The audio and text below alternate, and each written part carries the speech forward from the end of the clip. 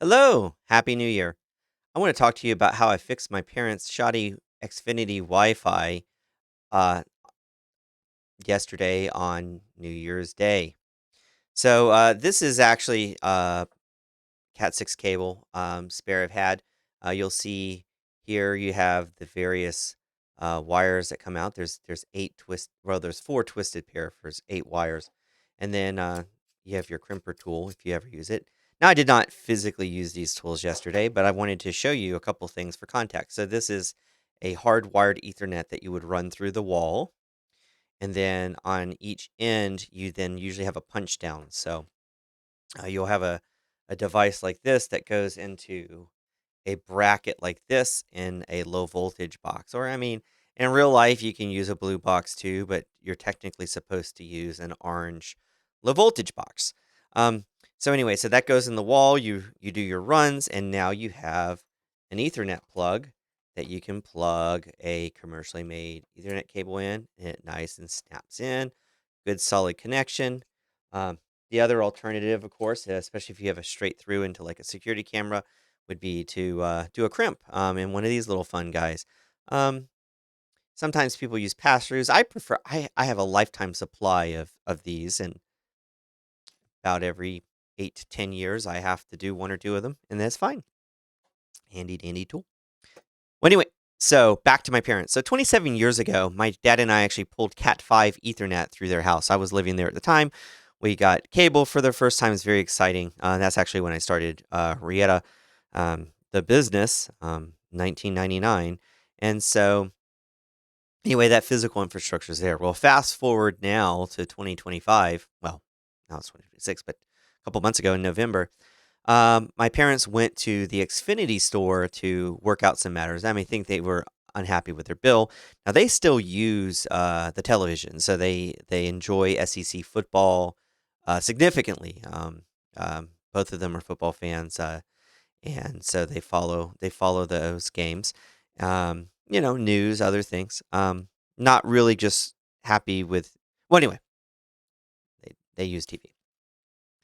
So, well, Xfinity sends them back. Oh, and there is a server closet in the basement. Again, we had the wiring, so the point of presence for the coaxial coming into the house is there. And then for a final matter, my mom still has to have a fax machine for like speech work she does. Believe it or not, that's still a thing. So we terminate the old phone line into that same closet. So hit the Xfinity sends them back with this device, and so what you'll notice is there is it's a white box. Not shown here, of course, in the picture. Is it has four Ethernet ports. They do describe that down here below, and it has the modem output. At least their model does. Well, the problem with this device, and I'm going to switch back here and show you just for this is a Raspberry Pi, but this is just as an example. So when you have these small devices, what you often have is a wire antenna that's on the board. And if you've ever taken antenna theory, you'll know that basically, okay, broad brush strokes here, you have a donut, okay? So the radiation pattern goes out as a disc on the horizontal plane, and it maybe goes out 300 meters, so 300 feet or so. Depending, I mean, you can get marginal connections at greater distances. You get marginal connections at closer distances. That's why there's a donut. There's kind of a dead spot nearby. And so it goes out a good ways, but vertically up and down, it's much smaller. So I don't know, 9, 10 feet. Again, you have to measure it. But from a practical standpoint, if you're just kind of having a headcanon for this, when you have a device like this and it's sitting on, say, a table next to your TV, the um, the radiation pattern is going out on the horizontal. So now if you have this additional consumer grade Ethernet Wi-Fi box, which is also on the horizontal, three floors down in the basement, you're going to have an incredibly marginal connection. It's a physical connection. Like it's not about how fast the internet is. And so, of course, there are mesh products. So I guess you would Go back here. You can stagger them. So you have like the base point, and then you try to put another device in the donut, and then you try to put another device in the donut and get to where you need. But every time you do one of these hops, you're cutting your bandwidth in half. Again, broad brush strokes. It is less than the maximum. So the only way, really, to accomplish something approaching the practical maximum network speed is to backhaul via hardwire. But anyway, so my parents already had the hardwire, but of course, when you come home from the Xfinity store, you're not set up for that. So what I ended up doing was, of course, the router changed their IP addresses from 192 Class C subnet to a 10.0.0.0/24 subnet. Um, so that meant changing devices and things like anything. Well, what I ended up doing was we had their old ASUS router, and I put that up on. Well, anyway, there's two of them actually. So there was one that was theirs, and one that was in the family but not at their house previously. And so I ended up putting one on each of the floors. So you have the Xfinity box on in the basement, and then there is one of these on the main level with the antennas articulated to point at the area where we want the best coverage, kind of in the kitchen area. And then I put the third one on their upstairs, and again, I pointed it in the direction of my mom's TV setup in their bedroom. It has to go through across the house, but that's where we had the wires run 27 years ago when I was, working in that bonus room as my office, getting started. So it actually turns out that Cat 5 as opposed to Cat 5e is not rated for gigabit. Now, it doesn't mean you can never get a gigabit connection. So as opposed to 100 megabits, so 100 versus 1000, it's 10 times difference.